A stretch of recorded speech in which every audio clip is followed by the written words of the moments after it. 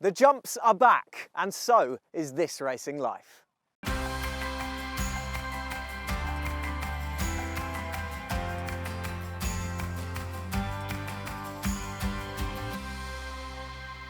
Welcome to the West Country, a place where National Hunt racing is the dominant force, and in these parts they're about to have their showpiece weekend. The Holden Gold Cup down the road at Exeter, and here at Wincanton, Badger Beer's Chase Day. We'll be paying a visit to the brewery that gives its name to the Somerset Track's Premier Handicap. I'm not a beer drinker, but that's actually quite nice.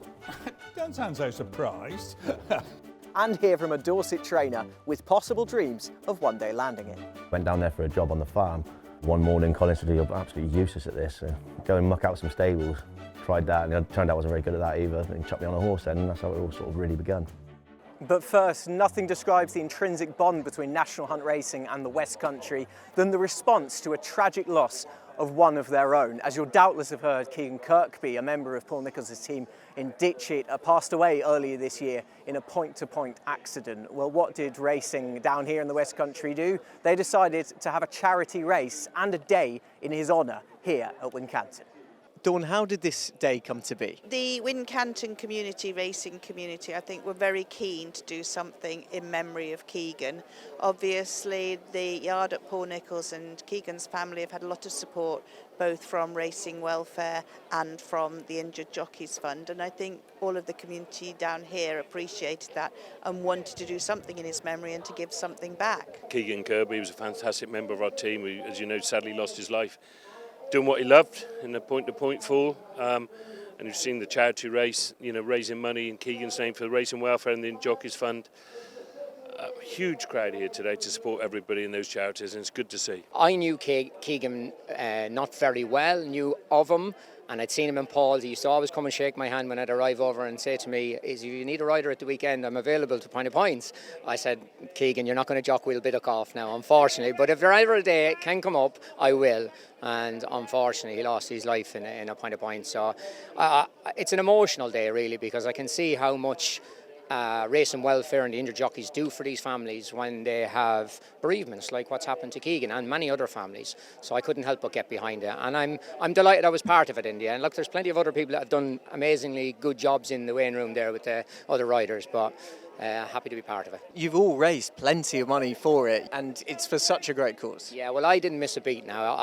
I would know an awful lot of people. I got all the sales companies and all the people I buy horses off. I gave them a call and said, "Now lads, you're going to want me coming through your door to buy your horses. I will be expecting a sizable donation." And they were like, "All right, okay." So they relented. So it's amazing. We started off with a 10 grand target and we have 34 grand raised now. I'm really, really, really happy with that. And thank you very much to everyone who has. And you still can, if you want to, Racing Welfare Tom Malone. If you go on that, there is plenty of time to sponsor.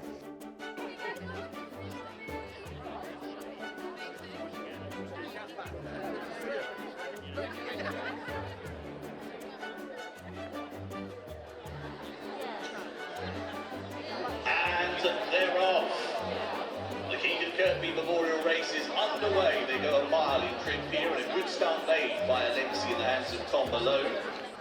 As they work their way towards the final 2 furlongs in the Keagan Kirkby Memorial Race, and Alexi is sent for the line. It's Alexi for Joe Tizard and Tom Malone who win the Keagan Kirkby Memorial Race.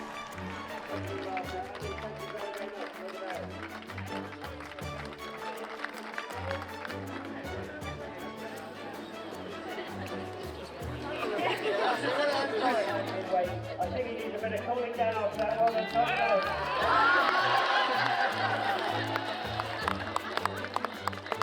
6 weeks ago was Amy Durham's wedding, and I stood on the scales after that because I had a lot to drink and a lot to eat, but I was just over 14 stone, and I nearly fell off backwards and it said 11:13 on the scales today, so I'm delighted. I bet you must be. Talk to me about the trip around. Yeah, I mean, Tom Malone, the wily old fox, he was down there and we were talking about, he was going, "Who wants to make it, who wants to make it?" I knew he wanted to make it, and so I thought I'd just sit behind him. I followed him the whole way, and actually turning for home, I thought I might just get him here. I went past Alfie's horse, and then he just kicked his, and off it went. But I mean, what a day, what a spin that was.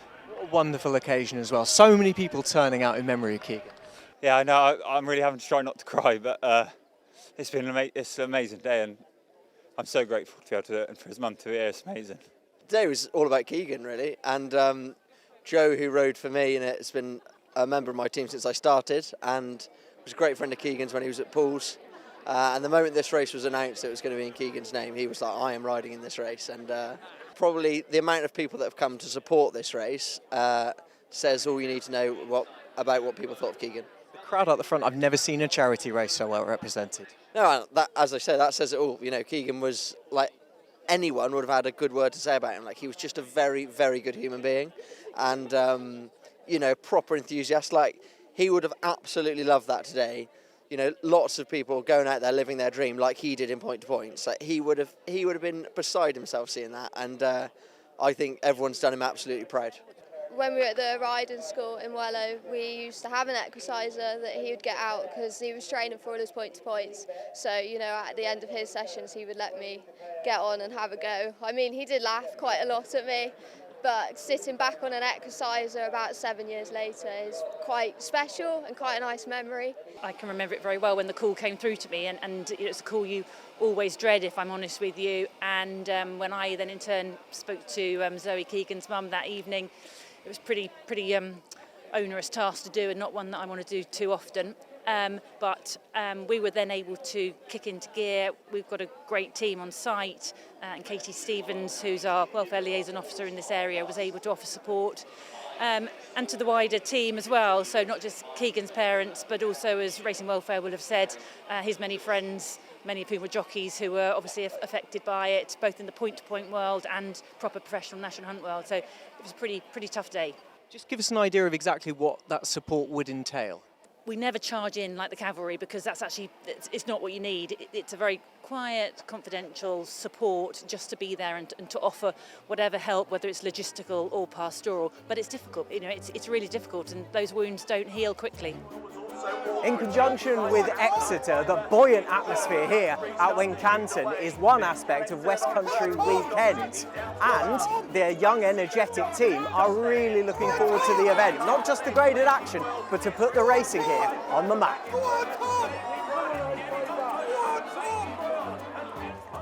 Give us an idea of what a general manager does around this place. I think a lot of people would have the perception that most of our job is just race days, but the smallest part of our job is race days. We get involved in everything from finding sponsors, budget setting, hospitality packages, deciding marketing teams, all that sort of stuff. It's really, really broad, and that's what's so good about the job, really. It's a place where every meeting is well supported, well attended. The same faces keep coming back as well. Absolutely, like, we're really well supported here by the local trainers. When you say the same faces come back year on year, we have the longest consecutive sponsor in racing with Badger Beers, 63 years now, looking at the same faces. So it really is where the community comes together. It's well established exactly your lineage and where you come from, Brother Oisin and Uncle Jim. Yes. How did you plot your route into racing?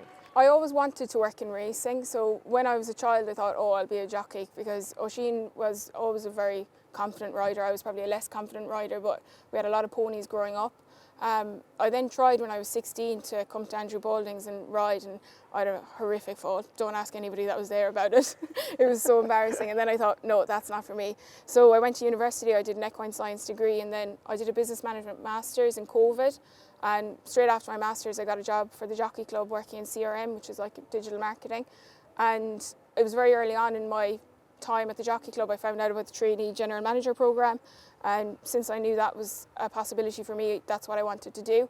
I was very lucky to get on it in November 2021, and it just worked from there. It's been a whirlwind since then. Yeah, it's been very quick, but it's all I've ever really wanted to do. I travelled a lot with the trainee general manager programme, and I got so much good experience, and there was never a doubt that this was for me. And early in your tenure, you almost pulled off a proper coup, getting a former champion jockey to ride over hurdles here. Sadly, that didn't happen. I know, it just got too wet. It got too wet.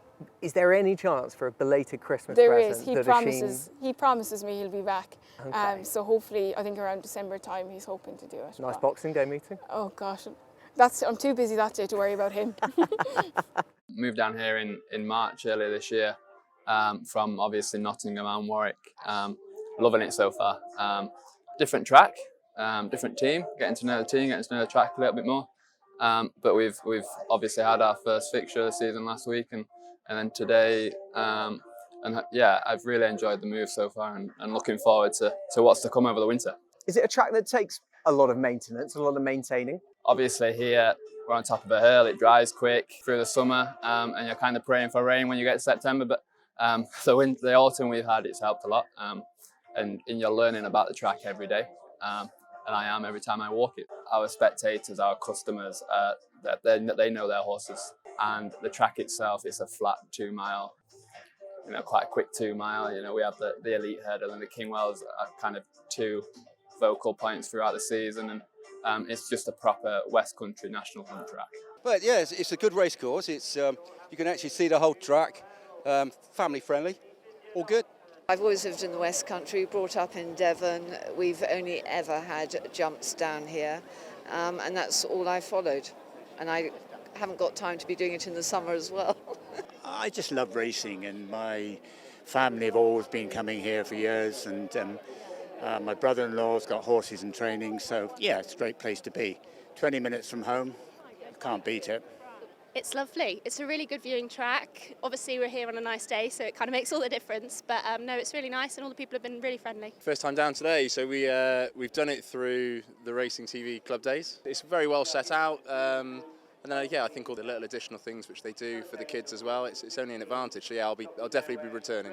I think it's really easy to navigate. Everything, you can find what you need, like restaurants, toilet, where you can watch. And it's nice and easy to watch the racing as well. Here's the key question. Would you come back? Yeah, absolutely. Yeah, we're thinking about Boxing Day. Few race days are as synonymous with their sponsor as Badger Beer's Chase Day, and the feature handicap this year is celebrating its 63rd renewal. So where better to go than to find out where it's made, the Hall and Woodhouse Brewery, and who better to invite along than Paul Nicholls. He's won it 11 times and is gunning for a 12th.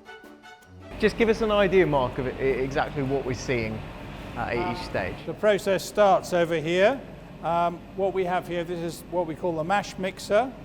And the malt, the milled malt, comes through the wall there and is mixed with hot water. And this is where the conversion of starch into sugar takes place. And of course, it's the sugar we want, because the more sugar we have, the more booze we get. This next vessel here is where we wash out all of the sugar from the grains, and this is where we're getting all out here, and at the end of it, Paul Barber would probably have used the spent grains. Yeah. They go off for cattle food. Yeah, we've certainly had a few cheesemakers, who've used the spent grains, which are great. The cattle love them. Racehorses love them, but they probably make them go slow. Yeah. Once we've washed out all the sugar, we then go over to the copper or kettle, and this is where we add hops, and we boil up here for about 45 minutes with all the hops, and that's what gives the beer its unique flavour. And then having put the hops in, we've got to get the hops out, and this is a process called a whirlpool, where we spin the liquid, the wort as we call it, round, and all the hops clump together in the bottom, and then it's ready to go off to be cooled down and fermented. Has this process changed with time over the years, or has it fundamentally always been this way? What's interesting is that somebody who was alive in 1777 would recognise the process. The raw materials are exactly the same. The brewing science has changed a bit, but yeah. Paul, it's always interesting learning about someone else's craft, but this is the part of the brewery I know you were most interested in, because we're taking a trip down memory lane. You are adorned over this part of the wall. These are Badger Beer winners. And what I like about seeing in these pictures is there's a wide range of different people, but there's a family element to this as well. And both of your daughters here, who we now see day in, day out, we get to see them younger. Down here, there's Megan. Oliver and Megan on that one. Oliver again there. And I think Oliver's again up there, so she obviously liked winning the Badger House. I'm sure she'd like to ride the winner of it one day. But it's been a great race for us. It's local track, fantastic, and some fantastic memories for those horses winning. And more recently, obviously, with Frodon, when he won, they nearly brought the house down. I remember seeing Give Me a Copper in your yard. He was a 4-year-old, and like many 4-year-olds, big scopy chaser of the future. This is a race that is made for your archetypal horse, isn't it? Well, hopefully, yeah, that's what we like doing. There's good staying chaser, perhaps aren't, apart from possibly Frodon, Grade 1 horses, but that are good solid handicappers. And normally their novices are in their second or third season on the up. And it's often a good race for a second season novice. Right, Mark has got the drinks ready. Let's head over. Let's go and have one, yeah. Mark, Paul, we're in the brewery tap. Mark, just give us an idea of what we're going to taste first. Oh, this is Tanglefoot. Cheers. Cheers. Cheers, guys. It was invented by my father, and it got its name because he and his brewer Pat Heron were busy drinking quite a lot of this when they were doing the trial brew. And guess what? When they got up to go home, they got their feet in a bit of a tangle. So, hence the name. Yeah. Very aptly named. How do you two know each other? When did you first meet?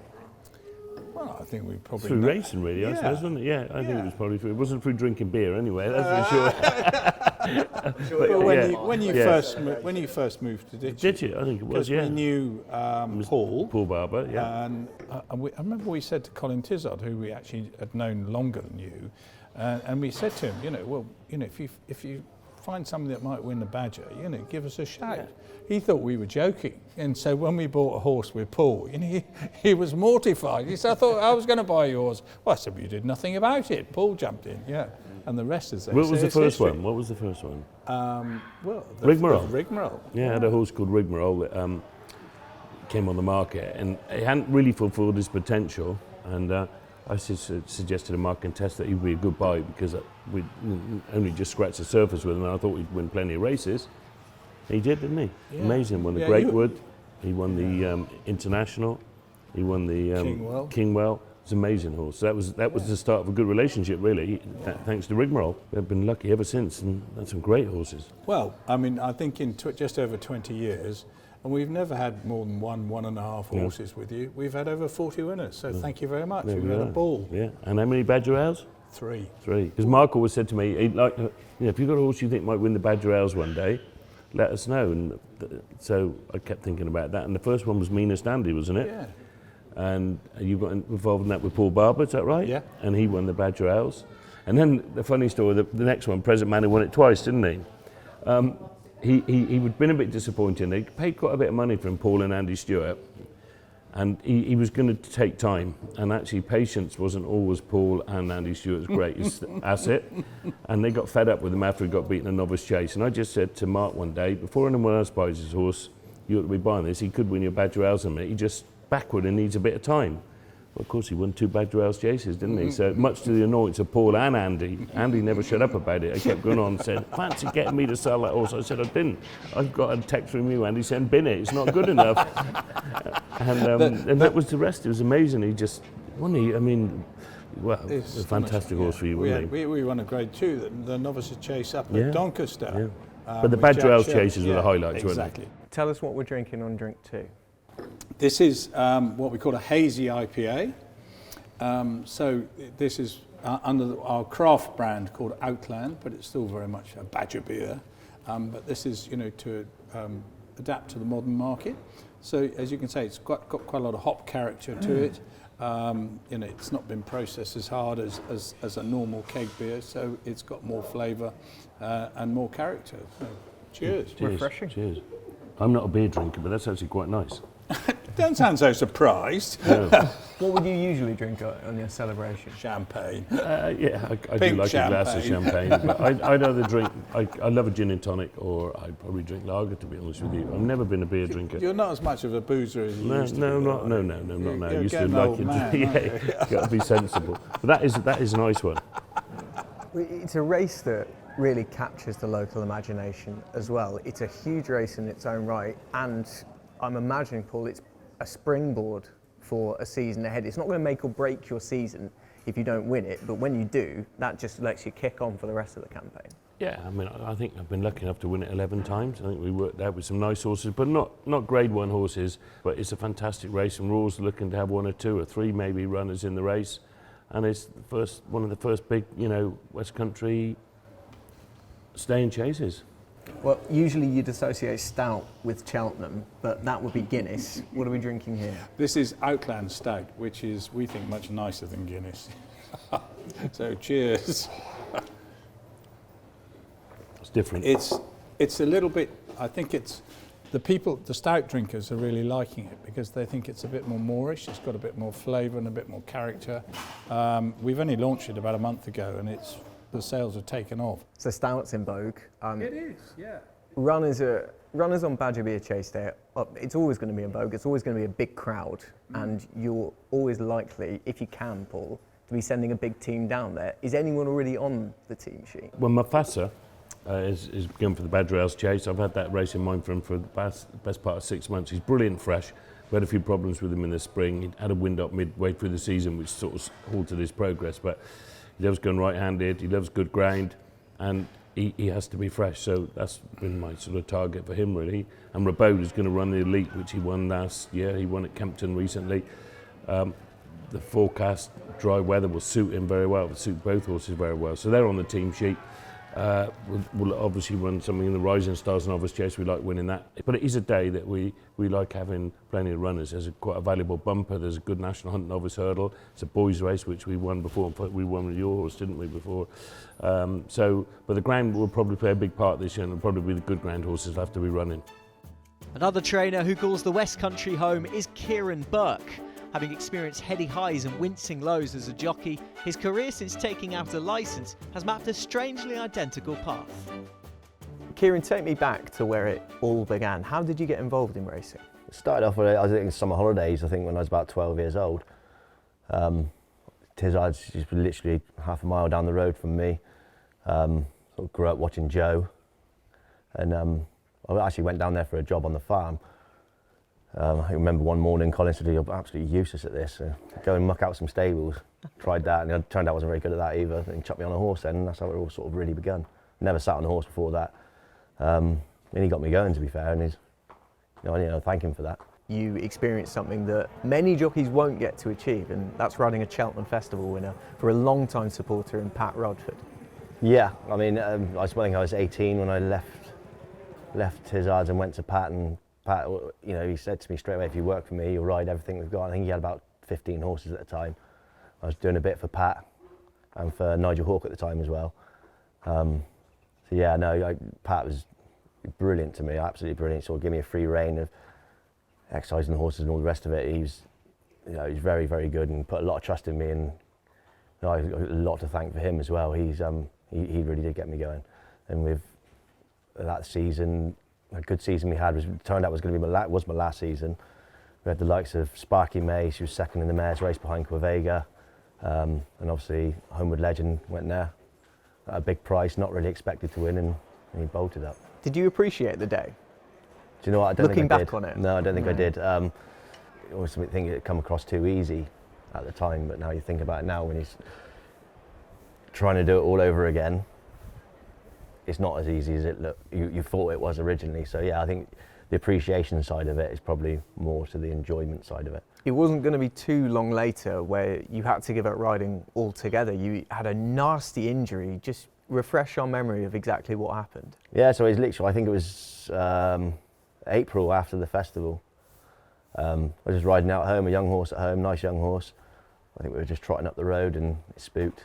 I fell off, landed on my feet, went to catch the horse, and it double-barreled me straight into the guts and ruptured my spleen and all sorts of complications after that. But I was in hospital for a bit. But I think that was it then. I sort of had an injury earlier on that year that took me ages to get back from. And the thought of getting fit again and all the rest of it, and that sort of then give me the kick up the backside then to get on with it and do my modules and take the licence over from Pat Rodford, which he wanted me to do from the start. So sort of actually a bad thing, actually then all slotted into place, actually worked out really well. You'd already come into contact via Pat with Huntball, who was in his yard. It switched to you in the infancy of your training career, owned by Anthony Knott, who'd put you up on Ikari Duderi all those years prior. Yeah. The most remarkable story, he was, I think, 67 initially started 69. off? 69. 69, I think he was. Well, actually, no, he might have been, he was £2 out the handicap, actually, so it would have been 67. He ran off 69. Yeah, started off at Folkestone, and to be fair, we took him on a racecourse gallop actually with Homeward Legend off level weights, and yeah, he worked very, very well. So we sort of had a little inkling then he'd be all right. He only just won at Folkestone that day, but he just improved throughout the season, obviously. A remarkable horse. You must have at that point been thinking, well, I can really make a go of this. You're barely into your training career. You've got a festival winner out of it. Yeah, well, look, everything looked easy. Yeah, I mean, I think our first season, under my name first season, the first runner we had won. I think it won at Exeter by about 30 lengths. I can remember a reporter come up to me and said, well done, but it's all downhill from now. He was even right. And then you were out the game. You stopped training and you went off and did something else. Yeah, went into steel fabrication factory, sort of barn buildings and all that. And I hated every minute of it. I think I did that for 6 months. I got to get back into it. I went and worked for Rob Wolford as assistant there for a year. And then got my contacts back together, had a few quid saved up and went on again. When did it feel like the ball was really rolling once again? When did you feel you were happy and you felt you could really make a go of it around this time? Well, again, our first runner we had won. So it's always a nice start and it keeps your morale quite high, boosts you again. To be honest with you, I think it's when I moved here, really, settled down. It's real nice and we've attracted some good owners, nice horses, and I think just being here, I think is really helped. Moving here as well, it really opened you up to a new avenue of training, and that was training flat horses, something you hadn't really done before. Moving into these digs, that was going to bring out the emergence of a horse we've all loved following for our all-weather action on racing TV, because he loves Kempton Whitcomb Rockstar and he shows no signs of stopping. No, he's been brilliant. I think I said to you earlier as well, I think originally, like I said, I wasn't that, well, I wasn't not keen, it's probably the wrong thing to say. Just didn't have much interest in flat racing, to be honest with you. You didn't know what you were missing? No, I didn't know what I was doing either. I was more concentrating on trying to maybe make these flat horses into hurdlers, Whitcomb Rockstar being one of them. But, yeah, I think I got into it a bit more then, I think I got it right, and he started winning, and yeah, I really enjoy it now. I think you've definitely got it right.